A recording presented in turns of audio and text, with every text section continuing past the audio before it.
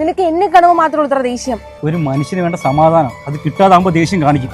എന്നാ നാളെ വരുമ്പോഴേ ഒരു ഗവറി കുറച്ച് സമാധാനം മേടിച്ചു തരാം. അതേ എന്നെ കൊണ്ട് പറ്റത്തുള്ളൂ. നിന്നെ കൊണ്ട് അതേ പറ്റൂന്ന് എനിക്ക് നന്നായിട്ട് അറിയാം. നിന്നെ പോലെ തന്നെ എനിക്കും രാവിലെ ജോലിക്ക് പോണതാ.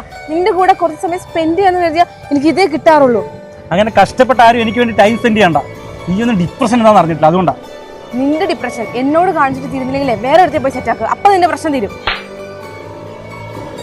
എന്തിനാടാ വെറുതെ വഴക്കുണ്ടാക്കുന്നത്? നിനക്ക് എന്തെങ്കിലും പ്രശ്നമുണ്ടോ എന്നോട് പറ, ഞാൻ കേൾക്കാം. ക്ഷമ, നീ ഒന്ന് പോവാമോ? നിന്റെ ഈ മുഖത്ത് ചിരി കാണുമ്പോൾ തന്നെ എനിക്ക് ദേഷ്യം വരും. അനുസരിച്ച് നീ എന്നോടുള്ള ദേഷ്യം അവന്റെ നെഞ്ചത്ത് തീർക്കണ്ട.